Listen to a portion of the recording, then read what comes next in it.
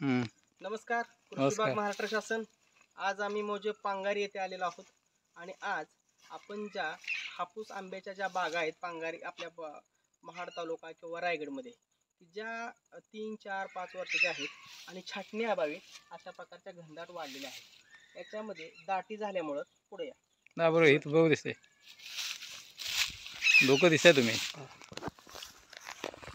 याच्यामध्ये अशा प्रकारची दाटी झाल्यामुळे या झाडामध्ये आतमध्ये हवा, ऊन, सूर्यप्रकाश जाण्यासाठी अडचण येत आहे। त्याच्यामुळे याच्यामध्ये रोगाला हे झाड बळी पडते। याच्यामध्ये फांदीमर असो, बुरशी असो, या रोगांचा प्रादुर्भाव वाढतोय। तर हा प्रादुर्भाव कमी व्हावा आणि हवा खेळती राहून झाडाच्या अगदी खालच्या बुंद्यापर्यंत सूर्यप्रकाश कसा जाईल या दृष्टीने आपण नियोजन करणार आहोत। तर नेमकी छाटणी कशी करावी याबाबत मी थोडक्यात आणि सविस्तर माहिती आपल्याला देत आहेत, तर आपण ते पाहून आपल्या घरी सुद्धा आपण प्रयोग करू शकता। मित्रांनो, छाटणी कशी करावी हे मी तुम्हाला आपल्या समोर दाखवत आहेत। आमच्याकडे प्रगतशील शेतकरी कृष्णा मोरे सोबत आहेत। त्यांची ही बाग आहे आणि त्यांचे मित्र पवार सीताराम पवार हे पण उपलब्ध आहेत। त्यांचंही काम आपण इथं पाहूया, त्यांच्या समवेत आपण हे काम करण्याचा प्रयत्न करतो। तर पहा छाटणी कशी करायची हे मी दाखवतो। हॅलो, हा यस,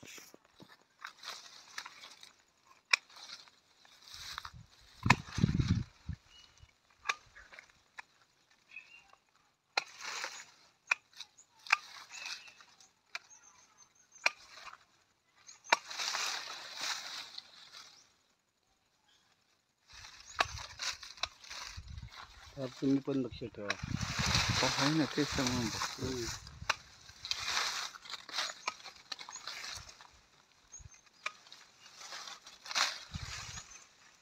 मित्रांनो हे पहा अशा प्रकारच्या ह्याच्यामध्ये झाडामध्ये अगदी गर्दी झालेली आहे।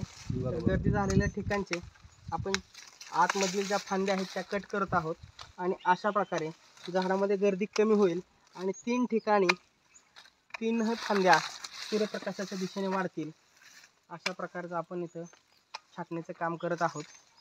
आपल्याला आता ह्या फांदीचं आपण काम करतोय, असे प्रत्येक फांदी एक एक एक एक आपण मोकळे केल्यानंतर चला ते पूर्णपणे झाड आपल्याला मोकळं झालेलं दिसेल। आता हे भरलेलं झाड आपण हळूहळू प्रमाणात कमी करण्याचा प्रयत्न करतो।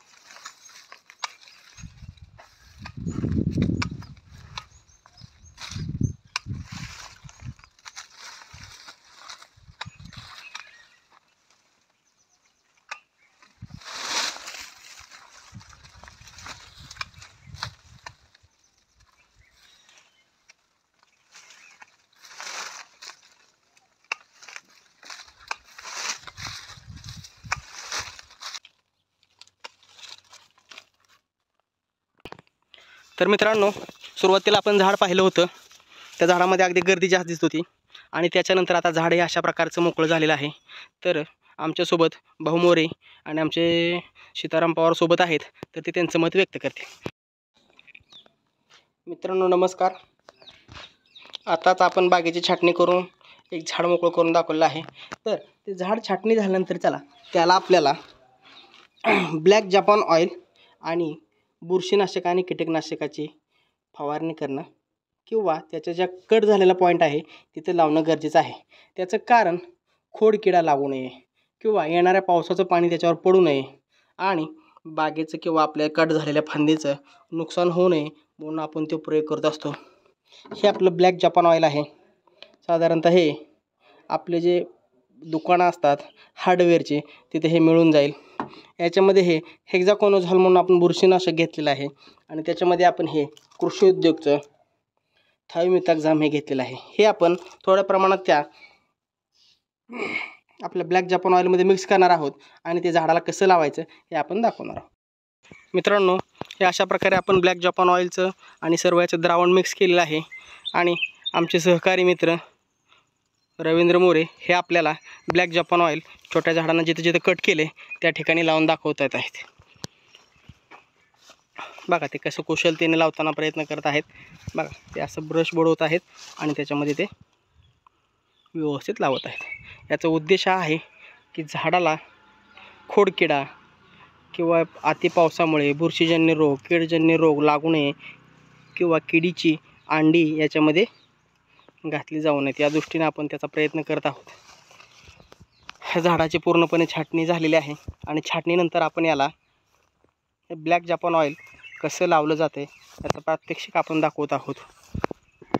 आपण पाहू शकता अशा प्रकारे या बागेचं काम चाललेलं आहे.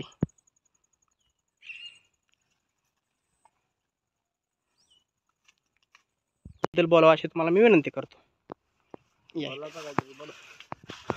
एकंदरीत ही जी झाडं आहेत ह्यामध्ये हवा, ऊन हा प्रकार काहीच पोचत नव्हता. पण हे पहिलंच झाड छाटल्यानंतर असं आम्हाला वाटायला लागले की यामध्ये आता सूर्यप्रकाश बी भरपूर जातोय, ऊन सुद्धा त्यामध्ये भरपूर, हवा सुद्धा जाते आणि झाड एकदम मोकळ्या झाल्यासारखं वाटतंय.